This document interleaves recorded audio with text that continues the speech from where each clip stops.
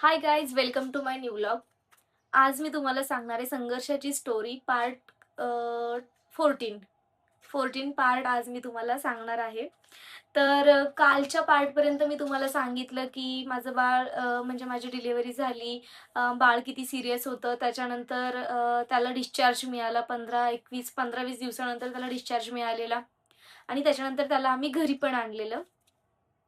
आणि तर तिथून पुढची जी स्टोरी आहे ती मी तुम्हाला आज सांगणार. तर काल ना मला एका ताईंनी मेसेज केलेला, आय मीन कमेंट केली होती, की असं कसं, की तुम्ही हॉस्पिटलला जाताय आणि तुम्ही म्हणताय तुमची बहीण जॉब पण करत होती, तर तिच्याकडे पैसे नव्हते का?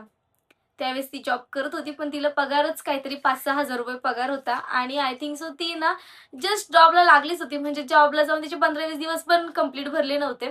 तर नव्हते तिच्याकडे पैसे. राहिले माझे पैशाची गोष्ट. मी हॉस्पिटलला चालले होते, तर मी तेव्हा ऑनलाईन वगैरे काही नव्हतं, म्हणजे माझ्याकडे तरी नव्हतं. मला माहीत नाही माझ्या नणंदबाईंकडे पण नव्हतं ऑनलाईन काही आणि पैसे होते ताईंकडे. पण त्या माझ्याजवळच नव्हत्या हॉस्पिटलमध्ये. बाळ सीरियस असल्यामुळे मी तुम्हाला काल खूप वेळा बोलली, की माझ्याजवळ कोणीच नव्हतं, माझ्याजवळ कोणीच नव्हतं. त्याच्यामुळे सगळे जे माझे रिलेटिव्हज लोकं जे पण कोणी आले होते, ते सगळे बाळासोबत जे औंधला त्याला शिफ्ट केलं होतं, तिकडं गेले होते सगळे. तर माझ्यासोबत फक्त प्रतीक्षा होती आणि प्रतीक्षाचा फोन होता. माझा सुद्धा फोन तेव्हा माझ्याकडे नव्हता आणि काय बोलल्या त्या ताई, की आणि डिलिव्हरी पण झाली आणि नवराच नाही. कमाल आहे बाबा, गजब कहाणी असं बोलल्या बरं का त्या ताई. तर गजब कहाणी का ती मला नाही माहिती. पण मी जी रिअल फॅक्ट आहे तो सांगितला. मी आधी पण बोलली माझे मिस्टर कामासाठी बाहेर गेले होते आणि डिलिव्हरी झाल्यानंतर ते रात्री 8:30-9च्या दरम्यान कधीतरी आले. मला नाही माहिती कारण ते माझ्याकडे आलेच नाही. हे काल पण मी तुम्हाला बोलली. आणि ते बाळ सीरियस असल्यामुळे 2-3 दिवस त्याला अंडर ऑब्झर्वेशन तिकडे ठेवलं होतं. त्याच्यामुळे सगळा जो फोकस होता, की बाळ म्हणजे राहतंय का? तो जगू शकतो का? काही चान्सेस आहेत का? आणि ह्या सगळ्या ह्याच्यातून ते लोकं माझ्याकडे कोणी आलंच नव्हतं किंवा माझे मिस्टर पण आले नव्हते आणि डिलिव्हरी ही अचानक झाली होती. माहीत नव्हतं डिलिव्हरी होणार आहे त्या दिवशी. तर कसं काय म्हणजे तुम्ही क्वेश्चन करताना पण जरा म्हणजे थोडंसं काहीतरी एक लेडीज आहे. आपण एखाद्या दुःखात असलो, तर काय आपण त्याच्यात हा विचार करणार का आता हे, मग ते, मग तसं, मग असं. असं नाही, एवढं डोकं नाही चालत. तेव्हा आपण आपल्याच पेनमध्ये असतो, आपण आपल्या दुःखामध्ये असतो. आपल्याला जगाचा विचार करायला वेळ पण नसतो. आता जे बघताय मे बी ते एकदम निवांत बघत असतील, त्याच्यामुळे त्यांना एवढे सगळे प्रश्न सुचत असतील, त्याच्यामुळे सगळ्या गोष्टी. आणि खूप सगळेजण मला विचारताय, की प्रिन्स स्कूलमध्ये नेमकं आहे. तर प्रिन्स स्कूलमध्ये नेमकं आहे हे मला लगेच नाही म्हणजे मला नाही सांगायचंय कारण की मी तुम्हाला आधी पण बोलली, मला प्रॉब्लेम होतोय. मला माझी जी मिस्टरांकडची जी पार्टी आहे, मला त्यांच्याबद्दल बोलायला काही ॲक्चुअली अलाउडच नाहीये किंवा मला बोलायचं पण नाहीये. कारण की काय, मी माझा संघर्ष सांगतेय. आता ते माझ्या आयुष्याचा कुठेतरी पार्ट होते म्हणून त्यांच्या गोष्टीमध्ये येतायत. आता ही गोष्ट त्यांना कळत नाही. माझं इंटेन्शन त्यांना बदनाम करणं, त्यांना मध्ये-मध्ये घेणं किंवा काय. आता ते कुठेतरी देवाच्या कृपेने माझ्या लाईफचा कुठेतरी पार्ट बनले. आणि तो पार्ट चांगला असेल, वाईट असेल, काही नाही, काय पण असेल, जे पण असेल ते. आता त्याला माझं पण काही हे नाहीये ना. मी पहिल्यापासून मग मला ह्यांचंच बदनामी करायची होती. मला यांच्या सगळ्या गोष्टी एक्सप्लोर करायच्या होत्या. यांचे सगळे एक्सप्लेनेशन द्यायचं असतं, तर मी डायरेक्ट यांचाच पार्ट सांगितलं असतं. एवढंच मी यांचाच पार्ट सांगायला सुद्धा माझे 50 पार्ट झाले असते. इतकं सगळ्या गोष्टी मी भोगल्या ते. पण मला नाही त्या गोष्टी करायच्या होत्या. म्हणून जस्ट मी त्यांना इन्व्हॉल्व पण केलं नाही मध्ये. हां, पण ठीक आहे. मला जे लोकं बोलत होते ना इतकं घालून पाडून वाईट साईड, त्या लोकांसाठी मी आन्सर देण्यासाठी मी त्या गोष्टी किंवा मी त्यांचा टॉपिक घेऊन एक पार्ट 11-12 जो काहीतरी बनवलाय, तो बनवला. नाहीतर मला त्यांना अजिबात मध्ये घ्यायचं नव्हतं कधीच, केव्हाच. ठीक आहे, कारण मी माझी अशी पण खूप खुश आहे. मी खूप छान जगते. मला काहीच घेणं-देणं नाही त्यांच्याशी. तर अशा सगळ्या गोष्टी असू देत. तर जे मला बाकीचं काही विचारत होतं त्यांच्यासाठी मी ही कमेंट केली. तर आज मी तुम्हाला सांगणार आहे पार्ट 14 मध्ये, की माझ्या डिलिव्हरीच्या नंतर किंवा डिलिव्हरी नंतर बाळाला हॉस्पिटलमधून घरी आणल्यावरती काय. हां, तर जेव्हा बाळ हॉस्पिटलमध्ये होतं, तर तेव्हा 15-20 दिवस म्हणजे रोज 7-8 दिवस गेले. म्हणजे मला सांगितलं होतं, की 8च दिवस बाळाला हॉस्पिटलमध्ये ठेवणार आहे. नंतर त्याला आणणार आहे. नंतर 8 दिवसांनी मग मी विचारायला लागली, "बाळाला कधी आणणार आहे? कधी आणणार आहे?" तर ते बोलायला लागले, "नाही, अजून 2 दिवस, असं अजून 2 दिवस, अजून 4 दिवस, अजून 2 दिवस, अजून 4 दिवस." असं करत, करत, करत मला एक्झॅक्टली आठवत नाही का 15-20 दिवसानंतरच बाळाला घरी आणलं गेलं होतं. नंतर ना मग आम्ही गेलो. म्हणजे पहिले जेव्हा बाळाला डिस्चार्ज करणार होते, तेव्हा त्यांनी मला हॉस्पिटलमध्ये बोलवलं. मग त्यांनी मला बाळाला हातात दिलं. तर इतकं इतकंसं बाळ, की तुम्हाला फिडिंग करता येतं का, सगळ्या गोष्टी होतात का, कारण की त्याला श्वास घ्यायला त्रास व्हायचा ना, तर दूध पाजलं तर ते मला म्हणजे असं शिकवत होते, की थांबायला लागेल, मग तुम्हाला त्याला काय सगळ्या गोष्टी त्यांनी मला सगळ्या प्रॉपरली शिकवल्या. मग 2 दिवस मला तिथं त्यांनी ट्रेनिंग दिलं, की तुम्ही असंच करायचं, तसंच करायचं. घरी गेल्यावरती पण जास्त कोणाकडे बाळाला द्यायचं नाही, बाळ खूप नाजूक आहे, असं आहे, तसं आहे. सगळ्या गोष्टी त्यांनी मला एक्सप्लेन केलेल्या. मग आम्ही बाळाला घेऊन तिथं बिल वगैरे जे काय होतं ते सगळं माझ्या मिस्टर त्या सगळ्यांनीच देऊन टाकलं होतं. तर तिथून मग आम्ही घरी गेलो. घरी गेल्यावरती पण रिलेटिव्हज यायचे, आधी पण यायचे, आधी पण आलेले, पण बाळाला त्रासही कोणाला भेटू देत नव्हते. त्याच्यामुळे मला सगळे भेटायचे आणि निघून जायचे.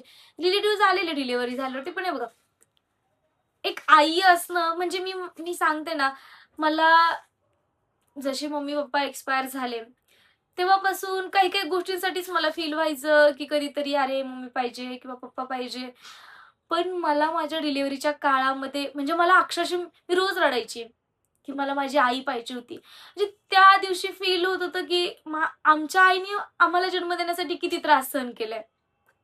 किंवा ही छोटी-छोटी गोष्ट असते किती म्हणजे छोटी नाहीये, ह्या छोट्या वाटतात, पण जो सहन करतो ना, तर मरण यातनेतून सुद्धा बाहेर जात असतो. किंवा आता मला बरेच लेडीजनी कमेंट केली, की नाही डिलिव्हरी खरंच खूप अवघड आहे. बायांचा दुसरा जन्म असतो आणि त्यात माझी नॉर्मल डिलिव्हरी होती. तर नॉर्मल डिलिव्हरी तर अजूनच अवघड वगैरे सगळ्या गोष्टी. तर आणि मी तुम्हाला काल पण बोलली, की त्या हॉस्पिटलमध्ये जेव्हा डिलिव्हरी माझी होत होती ना, तर विदाऊट इंजेक्शन म्हणजे त्यांनी काय कुठलं भुलीचं इंजेक्शन देत नाही, काय नाही, काय नाही, काय नाही. पूर्ण 100% शुद्धीत असतो आपण. अशा फेजमध्ये ते डिलिव्हरी करतात. म्हणजे मला कुठंच इंजेक्शन दिलं नव्हतं. माझी डायरेक्ट डिलिव्हरी केलेली. तर असं सगळं. तर इतक्या सगळ्या वेदनांतून आपण त्या म्हणजे जातो किंवा आपली आई पण या सगळ्या गोष्टींतून गेली आपल्याला जन्म देण्यासाठी आणि आपण त्यांना किती त्रास दिलेला असतो किंवा मी आज माझ्या मैत्रिणी बघते नाही का मम्मीशी भांडतात, बोलत नाही किंवा काम ऐकत नाही. तर म्हणजे मला नाही माहिती माझी मम्मी असती तर मला मला कसं प्रेम केलं असतं, आईचा जीव काय असतो, एक मायेने जवळ घेणं काय असतं, काय मला नाही माहिती या सगळ्या गोष्टी. पण आज मी एक आई झालीये. तर मला झाल्यावरती ह्या गोष्टी कळतात. तर मी माझ्या आईचं ते सगळं फील म्हणजे मी तेव्हा माझ्या डिलिव्हरीत मी सगळ्या गोष्टी फील केल्या, की नाही आई असणं मला आता किती गरजेचं आहे. माझ्या आईशिवाय मला कोणी समजून घेऊ शकत नाही. आणि सगळे होते. माझी बहीण होती, माझी एक मुंबईची बहीण होती, ती पण आलेली. मी तुम्हाला बोललीच. तर घरी आल्याच्या नंतर घरी सगळं माझी बहीण ती थोडी 8 दिवसच राहिली होती. 8 ते 10 दिवस राहिलेली. नंतर तिला पण कामं वगैरे त्याच्यामुळे ती गेली निघून आणि मग प्रतीक्षाच होती मला हे करायला. पण तिने सांगून गेली होती काय करायचं, कसं करायचं, काय नाही कळलं तर फोन करून विचार वगैरे सगळ्या गोष्टी. तर माझे आत्या पण आलेल्या. तर माझी बहीण गेली त्याच्यानंतर माझ्या आत्या आल्या होत्या 2 दिवस इकडे थांबायला. म्हणजे आमच्या घरी. तर आत्या पण 2 दिवस येऊन गेलेल्या. मामीन त्यांना तर काही पॉसिबल नव्हतं झालं कारण की त्यांना पण 3-3 मुली. तेव्हा त्या सगळ्या छोट्या होत्या. म्हणजे आता 5-6 वर्षापूर्वीची गोष्ट आहे. तेव्हा त्या सगळ्या छोट्या होत्या. तर प्रिन्स माझा 6.5 पावणे 7 वर्षाचा होत आलाय. तर तेव्हा त्यांना नव्हतं पॉसिबल झालं इकडे येणं. अ, पण प्रतीक्षा माझं करत होती जोपर्यंत सासूबाई माझ्या नव्हत्या घरी तोपर्यंत. नंतर प्रिन्सला घरी आणल्यावरती एक प्रॉब्लेम झाला, की आणि तेव्हा माझ्या बहिणीचं आणि माझ्या सासूचं जमायचं नाही. तर म्हणजे माझ्या आत्यांनी सांगितलं होतं ना, की जास्त तेल टाकून खायचं वगैरे. तर काय माहिती आता भाजी तर काही मी बनवायला जात नव्हते. म्हणजे कारण की माझी तेव्हाच 10, 15, 20 दिवस झाले ते डिलिव्हरी झाली होती. तर मग सगळ्या गोष्टी तेच म्हणजे माझी बहीणच खायला बनवून वगैरे द्यायची. तर कधी-कधी माझ्या सासूबाई पण द्यायच्या. तर काय माहिती तिला काय जाणवलं. मग ती मला बोलली, की "दीदी तुझी भाजी मग मी तिला म्हणजे कमी तेल आहे." तर मग मी तिला बोलली, "ठीक आहे प्रतीक्षा उद्यापासून तू माझ्यासाठी भाजी बनवत जा." तर काय माझ्या सासूबाईंना राग आला. त्या मला बोलतात, "हां, तिलाच चांगली बनवली ती, आम्हाला काय कुठं कळतं." हे ते. त्या गोष्टी झाल्या. मग माझी बहीण नंतरनं काय झालं, की कामावरनं पण की प्रतीक्षा लहान होती. खरंच ना तुम्हाला सांगते डिलिव्हरीचं ना आम्हाला तिघींना पण आम्ही कधीच कोणाची डिलिव्हरी बघितलेली नाही. मला काल कोणीतरी कमेंट केलेली, की बघा मुलींनो डिलिव्हरीचं नॉलेज असायला पाहिजे. असायला पाहिजे आय एग्री किंवा मला नव्हतं आणि मला म्हणजे माहीत नसल्यामुळे ना कदाचित ह्या सगळ्या प्रॉब्लेम फेस करायला लागतील. हे मला कधी म्हणजे बघा एखाद्या गोष्टीचं आपल्याला नॉलेज नसलं ना किंवा माहीतच नसली ना ती गोष्ट तर आपण तिथपर्यंत पोहोचतच नाही. आपण तो विचार पण करत नाही. अशा गोष्टी असतात. तर मला ह्या गोष्टींची नाही आयडिया आली. मला कल्पनाच नाही आली, की असं होईल, तसं होईल, अमकं, फलाना, बिस्ताना जे पण काय असेल ते. तर मग प्रतीक्षाला पण ह्या गोष्टींची आयडिया नव्हती. पण तिला माझी बहीण सांगून गेली होती की असं कर, तसं कर किंवा माझ्या आत्या फोन करून सांगायच्या, माझ्या मामी फोन करून सांगायच्या, तू असं कर, तिच्यासाठी तसं कर. तर ती करायची त्या गोष्टी आणि त्या गोष्टी माझ्या सासूबाईंना खटकत होत्या. तर मग त्या दोघींमध्ये भांडण व्हायला लागले. बाळ आल्यावरती माझी बहीण फक्त 8च दिवस तिथं राहिली. 8व्या-9व्या दिवशी ती गेली. म्हणजे मला आठवतंय 5 फेब्रुवारीला अ, 5 फेब्रुवारीला की 10 फेब्रुवारी 11 फेब्रुवारीला काहीतरी प्रतीक्षा गेली मुंबईला निघून. कारण की तिचं इथं पटेनाच माझ्या सासूबाईंसोबत. मग ते कामावरनं भांडण होणार, "तू हे केलं, तू ते केलं," असं तसं म्हणजे कंपेअर करायच्या. माझ्या सासूबाई प्रतीक्षासोबत कंपेअर करायच्या. मग प्रतीक्षाला ती गोष्ट नाही पटली, की आज माझ्या आईच्या पेक्षा पण जास्त वयाच्या आहेत त्या आणि त्या माझ्याशी असं बोलतात, तसं बोलतात वगैरे आणि प्रतीक्षा जास्त असं उद्धट नाही बोलायची कधी कोणाला शक्यतो. पण नेहा अशी नाहीये. नेहाला जिथं राग आला तिथं बोलून रिकामी होऊन ओके मॅटर सॉल्व्ह. तर तशी प्रतीक्षा नव्हती. तिला ती गोष्ट सहन नाही झाली. ती निघून गेली. मग तिथे मी एकटीच आणि दिवसभर ना काय व्हायचं जेव्हा आपल्यासोबत ना म्हणजे त्या डिलिव्हरीच्या झाल्याच्या दरम्यान पण ना काही गोष्टी अशा घडल्या होत्या की माझ्या सासूबाईंनी मला बरेच हे बघा मला काही त्यांच्याबद्दल वाईट नाही बोलायचं. आता काय त्यांचे लोकं पण माझी व्हिडिओज बघतायत. पण जी रिॲलिटी आहे मी ती तर सांगू शकते तुम्हाला. ती तरी तुम्ही ॲक्सेप्ट करा. तर त्यावेळेस त्यांनी मला असं माझ्या नातेवाईक म्हणजे माझ्या बहिणीसमोर, प्रतीक्षासमोर अशी 2दा-3दा हिसक-धसक केलेली आहे. "हो तिकडं, असंच कर, तसं" असं नाही का जोरजोरात आता ते म्हातारे लोकं. तर असं सगळं झालेलं. ते ते माझ्या बहिणीला नाही आवडली. ती बोलली, "दीदी तू सहन करू शकते आणि माझ्या डोळ्यांसमोर मी ते बघू नाही शकत." मी तिला बोलायची, "जाऊ दे, आपलं बाळ, माझं बाळ माहिती आहे तुला किती सीरियस आहे. आता आपल्याला कोण पैसे द्यायला नाही. त्यांनी सगळं एवढं अरेंज करून आणलंय वगैरे सगळ्या गोष्टी. जाऊ दे ते सोडून. काही दिवस आज आज होतं, उद्या निघून जातात. थोडी बसून राहायला काही गोष्टी आलेल्या." मी असं तिला समजून सांगायची नाही का. पण तिला ती गोष्ट सहन नाही झाली आणि त्या सगळ्यांच्या गोष्टीचा मनात राग धरून ती निघून गेली मुंबईला. आता ती मुंबईला गेल्यामुळे आता माझ्या पण मनात ह्या गोष्टी होत्याच ऑलरेडी. त्या आई माझ्यासोबत अशा वागतायत, तशा वागतायत किंवा फोन आला माझ्या नंदेचा की बाहेर जाऊन फोनवर बोलणार की मी आत्ताच हे केलं, असं केलं, तसं केलं, हे कामं केली, ते कामं केली. आता ते काम करायला तेच होतं. दुसरं तर कोणी आलं नव्हतं. मग असेल आहे बघा, त्या पण म्हाताऱ्या आहेत किंवा त्यांचं पण एज झालेलं त्यांना पण मग मी माझ्या ना 20-25व्या दिवशी मी सगळं काम करायला म्हणजे बाळाचे कपडे धुवू वगैरे, माझे कपडे धुवून टाक, की माझे कपडे मी सासूबाईला कसे धुवायला देऊ? जोपर्यंत प्रतीक्षा होती तोपर्यंत प्रतीक्षाने कपडे धुतले. मी माझ्या सासूबाईंकडं कसे देणार? भले त्या आईच्या जागी माझं सगळं करायला आल्या होत्या. पण सासू तर सासूच असते ना. मी कसे देणार आहे? मग माझे कपडे मी माझी रोजची धुवून टाकायची. प्रिन्सचे कपडे मी म्हणजे माझ्या बाळाचे कपडे मी सगळे धुवून टाकायची. सगळ्या गोष्टी व्हायच्या. मी मी माझ्या नवऱ्याला पण बोलू शकत नव्हते, की आई असं वागतात, तसं वागतात. परत ते बोलणार, की तिनेच एवढं सगळं केलंय. मला म्हणजे ना तो असा फेज होता ना माझ्याजवळ ना मी कोणालाच या गोष्टी बोलू शकत नव्हते. मी एकटीच, मी एकटीच रडायची आणि तिथंच ना आमच्या जवळ भरपूर नातेवाईक होते ते त्यांच्याकडे जायच्या मग कधी गेल्या तर आणि काय व्हायचं माझी बहीण निघून गेल्यावरती ना 8-10 दिवस मी आईंसोबत फक्त काही हे पाहिजे, ते पाहिजे किंवा मी माझंच उठून घेणार वगैरे. स्वयंपाक फक्त मी करत नव्हते. नॉर्मली त्या त्यांचा स्वयंपाक करायच्या, जेवण करून ठेवायचे. मी आपली उठून जेवायला वगैरे घ्यायची. मला त्यांच्याशी बोलायचीच इच्छा होत नव्हती अजिबात. म्हणजे काय नाही एखादा माणूस एक मनातून उतरला जातो. तसंच काहीतरी माझ्यासोबत झालं, की त्या माझ्या मनातूनच उतरल्या गेल्या. मला इच्छाच व्हायची नाही त्यांच्यासोबत बोलायची. आणि असे बाळाचं काही करायचं नव्हतं. रात्रभर पण बाळाला मी सांभाळायची, दिवसभर पण बाळाला मी सांभाळायची आणि त्या सगळ्याच्या ह्याच्यामध्ये ना माझी झोपच व्हायची नाही. 2-2 तासाला उठणं, फीडिंग करणं, त्याला शी-शू सगळ्या गोष्टी. आई असते तर यार काही असू दे, ती आपल्या उशालाच बसते डायरेक्ट बाळाला घेऊन. "नाही तू नको टेन्शन घेऊ, मी करते सगळं." मी म्हणजे मी त्याच्यानंतर मी अशा लोकांच्या डिलिव्हरी बघायला स्टार्ट केलं. मी बघते यार त्यांची आई असं जीव की प्राण, काय करू काय नको, कुठं हिला ठेवून कुठे नको असं करते. म्हणजे तो मी इतकी ह्या सगळ्या ह्याच्यातून इतकी वैतागली गेली होती ना, की काय करू काय नको मला असं झालं होतं. शेवटी मी फायनली एकदा माझ्या मिस्टरांना ते बाहेरच असायचे. ते काय घरी एखाद्या दिवशी यायचे फक्त. मी शेवटी त्यांना एकदा फोन केला. म्हटलं, "मला नाही सहन होत मला सहनच नाही होत म्हटलं. "तू मला एकतर आई इथं ठेवा, मी करेल म्हटलं बाळाचं सगळं. असंही अंघोळ घालते मी बाळाची, दिवसभर मीच सांभाळते बाळाला. स्वयंपाकाचीच एक गोष्ट आहे ना, मी स्वयंपाक पण करेल. मला सहनच नाही होत म्हटलं.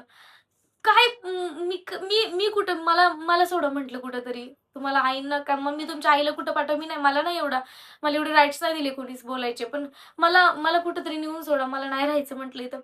पण नेमकं तो असा फेज होता ना, की बाळाला वीकली डेली म्हणजे रुटीन चेकअप काहीतरी असतं ना, ते होतं चालू. की दर आठवड्याला जाणं, दर बुधवारी आम्ही जायचो त्याला घेऊन, चेकअप करणं, बरोबर आहे का, त्याच्या सगळ्या गोष्टी, त्याचे लंग्स व्यवस्थित ॲक्टिव्ह झाले का, तो नॉर्मली श्वास घेतोय का, पोटात गॅस तर होत नाहीये ना, जे दूध पितोय ते त्याला पचतंय का, या सगळ्या गोष्टींचं कंटिन्युअसली चेकअप महिनाभर चालू होतं. त्याच्यामुळे मग तिथून मी तरी कुठे जाणार आहे? अशा सगळ्या गोष्टी. आणि मग डॉक्टरांनी मला म्हणजे जेव्हा मी लास्ट टाईम डॉक्टरांकडे गेले म्हणजे डेली रुटीन चेकअपला, तर तेव्हा मला डॉक्टर बोलले, "हे बघ बेटा, या बाळाला आपण जिवंत ठेवण्यासाठी खूप हेवी डोस दिलेले आहेत. जितकं म्हणजे ते त्याच्या सगळ्या गोष्टींच्या पलीकडं, की बाळ फक्त जिवंत राहावं म्हणून. ते तितकेच त्याला युजफुल होते, तितकेच ते त्याला हार्मफुल सुद्धा होते. मग त्याचा इम्पॅक्ट त्याच्या डोळ्यांवर म्हणजे त्याला दिसणार नाही, व्यवस्थित दिसणार नाही, त्याला चालता येणार नाही, त्याला बोलता येणार नाही, त्याला ऐकायला येणार नाही. ह्या सगळ्या गोष्टींवरती त्याचा कुठे ना कुठे इम्पॅक्ट होऊ शकतो. 100% नाही, पण कुठेतरी होऊ शकतो. त्याला चान्सेस आहेत त्याचे. मग त्यांनी आम्हाला दिले, की हा कानाचा डॉक्टर आहे, हा डोळ्याचा डॉक्टर आहे, हा मेंदूचा डॉक्टर आहे. म्हणजे त्याचा मेंदू व्यवस्थित ब्रेन ओके, ओके काम करतोय का? तुम्ही त्याला कंटिन्यू बोलत जा. तो तुमचा आवाज आल्यावरती तुमच्याकडे बघतोय का? बघतोय तर म्हणजे त्याला दिसत असेल तरच तो बघणार आहे. तुम्ही त्याला गोष्टी हलवून दाखवा वरती. म्हणजे इतके म्हणजे मला तेव्हा डॉक्टर एक-एक गोष्ट सांगायचे ना, माझं डोळ्यातलं पाणी 1 मिनिटं पण थांबायचं नाही. म्हणजे मी प्रत्येक डोळ्यांच्या डॉक्टरकडे गेली. त्यांनी त्याचे डोळे चेक केले. ते तर बोलले, "आता तर काही प्रॉब्लेम नाही दाखवत आहे." पण जोपर्यंत ते मला पॉझिटिव्ह रिप्लाय देत नाही ना, तोपर्यंत फक्त धक-धक, धक-धक काळजामध्ये. त्याच्यानंतर आम्ही त्याचा मेंदूसाठी ब्रेन सर्जन काय असतं त्यांच्याकडे पण गेलेलो. किंवा स्पेशलिस्ट त्यांनी त्यांनी पण आम्हाला सांगितलं, की आता त्याची एक नस कमकुवत दाखवताय. डोक्यामध्ये रक्ताचा बूंद दाखवताय, म्हणजे गाठ दाखवताय. अजून तर याचं काही होणार नाही, पण नंतर पुढे जाऊन ते फुटलं-बिटलं तर त्याचं नाही सांगू शकत. म्हणजे असे डॉक्टर एक-एक उत्तरं द्यायचे ना, असं म्हणजे असं वाटायचं, की या बाळाला तर एवढा खर्च केलाय, जगवलंय आणि परत मोठं होऊन पण याला जर परत काही प्रॉब्लेम होणार असेल, तर काय अर्थ आहे या सगळ्याचा? त्याला पण त्रास, त्याच्यासोबत मला पण त्रास आणि बाकीचं तर माहीतच होतं सगळं कसं आहे. तर इतकं म्हणजे ना तो जो फेज होता ना, इतका खतरनाक ना, म्हणजे जे लोकं याच्यातून जातात ना, म्हणजे एकतर आईचं सगळं दुखणं वेगळं असतं, बाळाचं वेगळं असतं. बाळाच्या अजून अशा अशा मल्टिपल टेस्ट असतात. त्याच्यातून येणारे निगेटिव्ह, पॉझिटिव्ह ॲन्सर असतात. त्याच्यात माझ्यासोबत असा असा सीन झालेला, की मला टाके होते. मला 4 टाके पडले होते.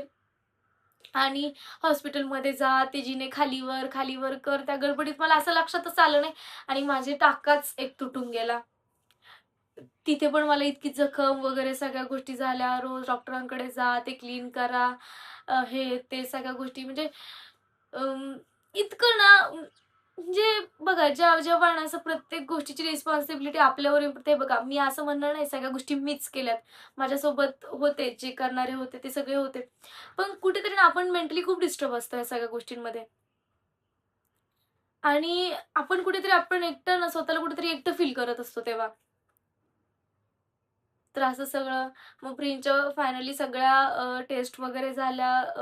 काहींचे पॉझिटिव्ह उत्तर आले, काहींचे निगेटिव्ह उत्तर आले. सगळ्या गोष्टी ठीक आहे, जे होईल ते होईल. आता काही करू शकत नाही. जे होणार आहे ते तर होणारच आहे. असं सगळं विचार करून तर मी बोलली तुम्हाला की कोविडचा म्हणजे कोविड चालू झालेलं. बाहेर-बाहेर थोडंसं फैलावलं होतं. तर आम्ही विचार करत होतो की असं कुणीतरी न्यूज आली इकडनं-तिकडनं आम्हाला की आता इथे सगळंच बंद होणार आहे म्हणजे मार्केट वगैरे 2 दिवसासाठी बंद होणार आहे. तर आम्ही विचार केला 18 मार्चला की आम्ही जातो गावाला निघून म्हणून. तर आम्ही बरोबर 18 मार्चला गावाला गेलो आणि म्हणजे मग मी जाणार कुठे? कोणाकडे जाणार आहे? इतकं छोटंसं माझं बाळ, 1-1.5 महिन्याचं बाळ घेऊन कुठं कोणाकडे जाणार आहे? सॉरी 2 महिन्याचा झाला होता प्रिन्स तोपर्यंत अल्मोस्ट. तर कुठे जाणार आहे? तर मग माझ्या मिस्टरांनी माझ्या सासरीच मला सोडलेलं. तर मी तेव्हा माझ्या सासरी गेली. आणि सासरी जाऊन मग म्हणजे तिकडेच राहायला लागली. आता तिकडे पण ना इतकं सगळ्या गोष्टी अवघड होत्या ना, म्हणजे मला तरी सर्व्हाइव्ह करायला या सगळ्यातून खूप म्हणजे खूप डिफिकल्ट गेलं. मला वाटलं नव्हतं किंवा मी इमॅजिन पण केलं नव्हतं. त्याच्यापेक्षा डेंजर फेजमधून मला तिथे सुद्धा जायला लागलं. आता ते कसं, काय वगैरे या सगळ्या गोष्टी मी तुम्हाला उद्या सांगते. तर आजच्यासाठी एवढाच व्लॉग बास. माझ्या चॅनलला तुम्ही सबस्क्राईब करा, व्हिडिओजला लाईक करा आणि आपल्या चॅनल ग्रो करण्यासाठी तुम्ही हेल्प करा. तर चलो बाय बाय.